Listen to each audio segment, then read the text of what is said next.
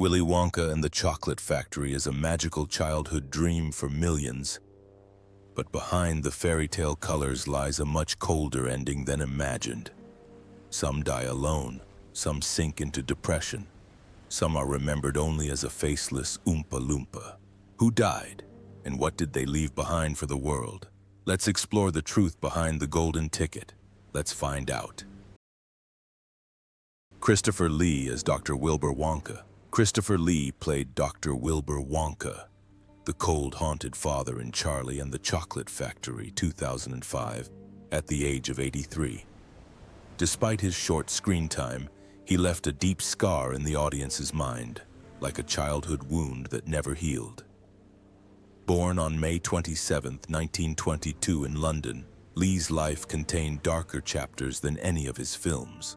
He was a real-life spy in World War II, fighting alongside special forces against the Nazis and watching his comrades die in their final screams. But the trauma of war was nothing compared to the artistic tragedy that followed him for 60 years, when Hollywood cast him as a villain because of his terrifying appearance. "I can read poetry," he once said. "I can sing opera, but they only see Dracula." The sharp eyes and sad voice that served him in the war have now become an artistic prison with no way out. He was cast in 7 villain roles in 1 year, and once burst into tears after filming when a director told him his eyes were scarier than the script. Later, Lee turned to metal music to scream things I'm not allowed to say on screen. It's not a passion. It was a challenge. Christopher Lee died on June 7, 2015, at the age of 93, of heart failure and respiratory problems. His estimated net worth was around $25 million, but his true legacy is priceless. The voice still echoes throughout the fantasy world and the villains that chilled the world to the bone.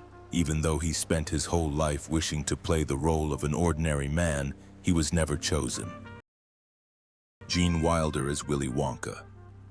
Gene Wilder, who played Willy Wonka in the classic Willy Wonka and the Chocolate Factory, 1971, brought to life a charming and mysterious version of Wonka at the age of 38.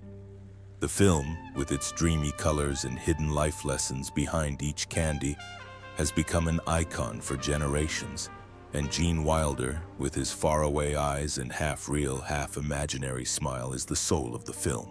Born June 11, 1933, in Milwaukee, Wisconsin, Gene Wilder, born Jerome Silberman, endured 2 failed marriages before finding ultimate happiness with Gilda Radner, a talented but frail comedian. They married in 1984, but within 5 years, Gilda was diagnosed with terminal ovarian cancer. Wilder was by her side through every painful moment, from chemotherapy to despair, from hope to despair. She died on May 20, 1989, leaving him in a state of mental paralysis that lasted for years. He stopped performing comedy, rarely appeared in public, and once wrote, "Gilda's death not only robbed me of my wife, but also robbed me of my light."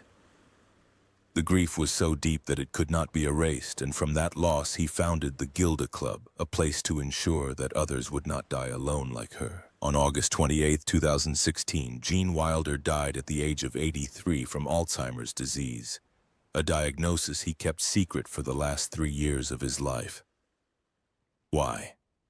He didn't want his children, who had loved him like Willy Wonka, to be saddened by the sight of the man who had guided them through the world of candy fading away. His net worth was estimated at $20 million. But Wilder's true legacy lies not in the numbers, but in what he left behind. Liz Smith as Mrs. Georgina. Liz Smith as Grandma Georgina, the petite but warm grandmother in Charlie and the Chocolate Factory, 2005, joined the film at the age of 84, leaving a deep impression despite having few lines. With sad but gentle eyes, she is the last cozy corner in Charlie Bucket's simple house. Born on December 11, 1921 in Lincolnshire, England, Liz Smith's life is a series of silent sadness that few can imagine behind the gentle smile on the screen. Her husband died early. She raised 2 children alone in poverty, without a home. without support, doing all kinds of jobs from secretary to babysitter, kitchen assistant, just to have money to buy milk and blankets for her children. At the most miserable time in the winter of 1966, she was evicted from her house for not paying the rent and had to move to a small, damp, unheated room in the bitter cold of London. Here, she quietly swallowed her tears so that her children would not know that their mother had just been abandoned. More than 40 years later, no one invited her to act in a movie. It wasn't until she was 50 that a TV director happened to spot her acting talent in a local community play. It wasn't a fairy tale twist, but the result of half a century of global neglect. Liz Smith passed away on Christmas Eve, December 24, 2016, at the age of 95, a peaceful end to a life lived quietly through the storm. Her estimated net worth is around $4 million, but her real legacy is a reminder that it's never too late to start, and that sometimes the smallest supporting roles can touch audiences' hearts the deepest. Jack Albertson as Grandpa Joe. Jack Albertson plays Grandpa Joe, the loving grandfather who accompanies Charlie on his journey to the chocolate factory in Willy Wonka and the Chocolate Factory 1971 at the age of 64. The role not only appealed to young audiences but also transformed the image of a poor, magical old man into a symbol of hope for millions of children. Behind that image, however, Albertson's life was a hidden tragedy. Born on June 16, 1907, he grew up poor, working odd jobs before finding his calling on the stage. But just as he was about to achieve the rare success of winning the most prestigious acting awards of all, Oscar, Tony, and Emmy, fate struck a fatal blow. In the late 1970s, he was diagnosed with colorectal cancer. Quietly, he began to live a double life, performing comedy during the day and curling up in pain at night. He kept his illness a secret from both his colleagues and his fans. In his final scenes in Chico and the Man, he was in so much pain that he couldn't stand for more than a few minutes. When he learned that the cancer had spread, he told his wife only one thing: "Don't cry, I need to finish acting before I die," and he did. Death became his invisible partner in the final years of his life, and that spirit made his passing a glorious tragedy. Albertson died on November 25, 1981, at the age of 74, after a 3-year silent battle with cancer. His estimated net worth is around $5 million. But the image that remains is of Grandpa Joe jumping out of bed, elated by a golden ticket, even though in real life he was too weak to walk down the stairs.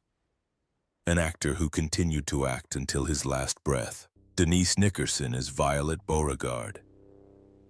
Denise Nickerson brought life to Violet Beauregarde, the famous gum-chewing girl who turns into a giant blueberry in Willy Wonka and the Chocolate Factory, 1971, when she was just 14 years old.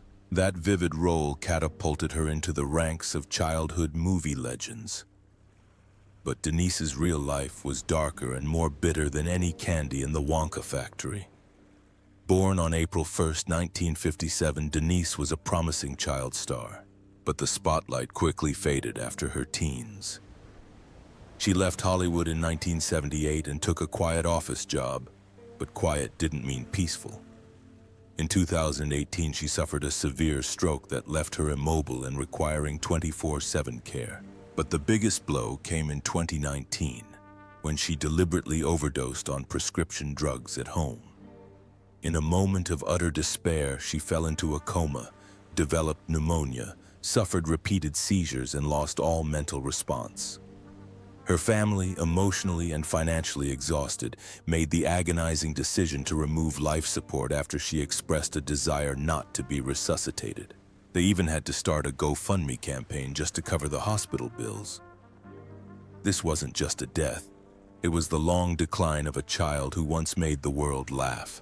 Denise Nickerson passed away on July 10, 2019, at the age of 62, surrounded by her family.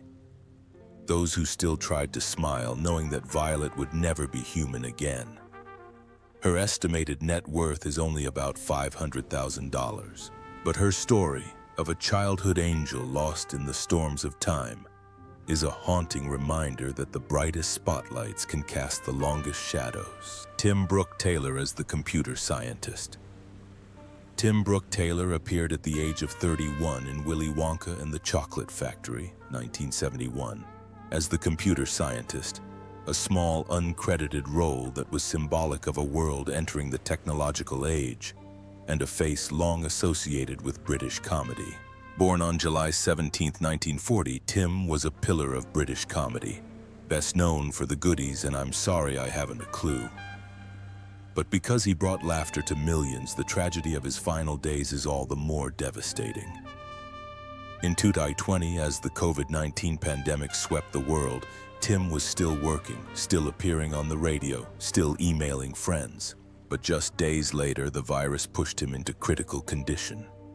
He died alone in an isolation room without family by his side, without a final goodbye. Comedian Barry Cryer choked up as he spoke through tears. A man who had once made the nation laugh had no one by his side when he took his last breath. That's the real horror of COVID, not just the disease, but the silent death. And for Tim, the cruelest thing of all, he was gone when the world needed his laughter the most. Tim Brooke Taylor died on April 12, 2020, at the age of 79 from complications of COVID-19 during the UK's national lockdown. His estimated net worth is around $2 million. But his greatest legacy is the memory of an artist who devoted his life to the BBC, to theater and to laughter, and then died in a world that was strangely quiet. Leonard Stone as Mr. Beauregard. Leonard Stone played Violet's boastful father, Mr. Beauregard, in Willy Wonka and the Chocolate Factory, 1971, at the age of 48, portraying an overbearing, ambitious father, a cruel mirror of a materialistic society. Born on November 3, 1923, Leonard had a long career of more than 120 roles, but behind the spotlight was a long battle with metastatic bone cancer, which had been silently eating away at his body for years. When he was diagnosed, he did not tell his colleagues, did not delay his schedule, did not rest. He continued filming in a pain that only a strong injection could alleviate. A co-star recalled how he collapsed after a scene, then stood up, smiled, and said, "Don't let the director see." It was a kind of self-destructive endurance, not for glory, but for the belief that the role must always be completed, even if it meant breaking apart inside. No one ever heard him complain, but in his diary there was only one line: "If I'm not acting, I'm just a sick person." Leonard Stone died on November 2, 2011, just one day before his 88th birthday, from complications from cancer, in the very house he refused to leave until he could no longer stand. His estimated net worth is around $2 million. But what people remember most is the image of an actor who quietly left on his own 2 feet, never taking a single day off. Diana Sowle as Mrs. Bucket. At age 41, Diana Sowle played Mrs. Bucket, Charlie's gentle, loving mother, in Willy Wonka and the Chocolate Factory, 1971. She left a lasting impression with her soothing lullaby, "Cheer up, Charlie," and her hopeful, gentle eyes. Though only a supporting role, she contributed to the emotional heart of the entire film. Born June 19, 1930, Diana Sowle was the embodiment of a quiet artist. She never pursued fame or sought out flashy leading roles, instead devoting much of her life to small plays and charity work, often performing at hospitals for veterans and the elderly.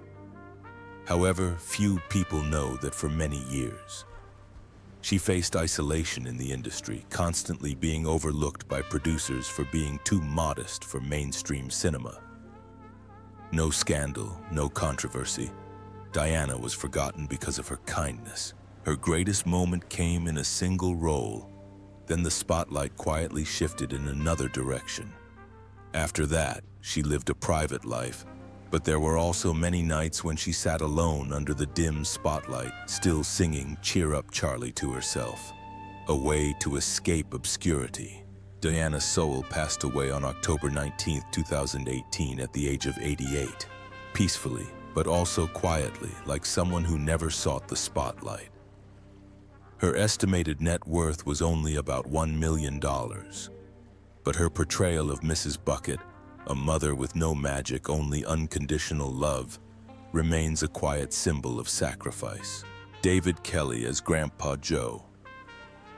David Kelly, who played Grandpa Joe in Charlie and the Chocolate Factory, 2005, brought to life a wiry, witty, energetic, and emotional old man when he took on the role at the age of 76. Despite starring alongside Hollywood's biggest names, it was his infectious smile and warm voice that rekindled the golden ticket spirit in the hearts of audiences around the world. Born on July 11, 1929 in Dublin, Ireland, David Kelly took to the stage at the age of 8. But what's remarkable is not how early he began his career, but how long he remained in the shadows before he was noticed. During the 1950s through the 1970s, he scraped by as an unknown extra, worked as a commercial artist to make ends meet, and raised 3 children in a 1-bathroom apartment shared with 3 other families. He once fell off stage due to a broken stage light, broke his hip, and needed 28 stitches, but was back performing 2 weeks later. Rejected countless times for not being handsome enough for an older man, he simply smiled and said, "Then I'll be a strange old man, but one that people remember." And he did, in a unique and irreplaceable way. David Kelly passed away on February 12, 20, at the age of 82 from an undisclosed illness, as if he wanted to keep his final pain private. His estimated net worth was around $3 million, but more importantly, he left behind a simple truth. Be happy, be kind, and live long enough for the world to eventually realize you're worth seeing. Rusty Goff as Oompa Loompas. At the age of 23, Rusty Goff took on the role of one of the first Oompa Loompas in Willy Wonka and the Chocolate Factory, 1971, with his white face paint and signature green hair, delivering one of the most iconic and mystical musical sequences of childhood for generations. Born on October 30, 1948, Rusty Goff was a man of both talent and limitations, which he never chose. His height led Hollywood to virtually box him into non-human roles throughout his life, from a creature in Star Wars to a goblin in Harry Potter and countless comedic roles. "I was never allowed to be a normal person on screen," he once said. Behind the smiles and the makeup was a lifelong tragedy, being seen as entertainment rather than a real actor.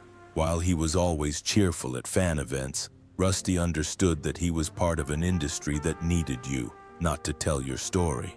His roles, no matter how memorable, did not allow him to fully express himself.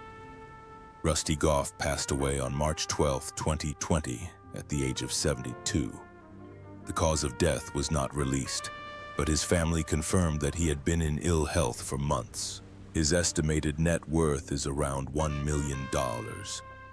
He remains a beloved icon in the cosplay and fantasy film communities. But perhaps his best moments came backstage, when he donned his Oompa Loompa costume once again, to visit a 5-year-old leukemia patient singing Oompa Loompa Doompa Dee Doo in his own shaky voice. He said it was the most complete performance of his life. Gunter Meisner as Arthur Slugworth. Gunter Meisner plays Arthur Slugworth, the shadowy villain in Willy Wonka and the Chocolate Factory, 1971, at 45 with his razor-sharp eyes and cold, unforgettable face, a symbol of doubt, control, and moral defiance. But the real tragedy lies not in the character he plays, but in the life trapped behind that face. Born April 18, 1926 in post-war Germany, Gunter had the face of a villain, a stereotype that defined his career of playing murderers, Nazi officers, and historical ghosts. In more than 70 films, he was never allowed to cry, love, or show tenderness because his appearance was deemed too cold and harsh. At one point, he became so desperate that he turned to painting to express the sadness he was never allowed to portray, filling his house with self-portraits of himself as a father, a teacher, a good man, roles Hollywood never offered him. He once bitterly wrote, "I am not a monster, but cinema taught me how to act, so that the whole world believes I am a monster." Gunter Meisner died suddenly on December 5, 1994, at the age of 68, of heart failure, just before filming a small play for which he had just accepted, the first role in his life that was not a villain. His net worth was estimated at about $1.5 million. But tragically, his whole life was confined to the eyes of a cruel person, although his heart belonged to a man who only wanted to be loved, if only once on screen.